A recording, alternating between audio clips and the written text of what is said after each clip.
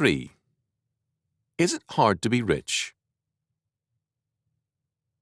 A very superior young man, worth a great many millions, told me not too long ago that it's not easy to be rich. A few years ago, I might have laughed at the idea, but not so anymore. I have not suddenly become rich, nor is there any likelihood of that happening. However, I have been mistaken for a rich man with some interesting results. In the very recent past, our foundation was given some large, used and expensive cars. The donors decided to switch to economy cars, and we got the big ones. One of these was a particularly expensive car with all kinds of accessories. Driving it made me feel rich. Also, people took me for a rich man, although all my life I have never personally been able to drive more than an older used car. The results were interesting, to say the least. As I stopped at a service station or pulled up at a motel or hotel, people ready to talk and wanted to know what line of work I was in. On an impulse, I gave, on different occasions, 2 different answers, both true.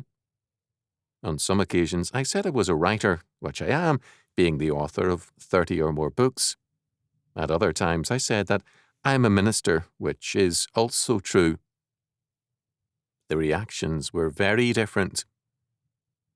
Those who saw me as a writer were ready to please me, flatter me, and also to tell me of foreign luxury cars I might like to try sometime. Those who saw me as a minister were immediately hostile, angry, and very prone to nasty remarks. They obviously believed that it is necessary for a minister to be poor and in need of a handout.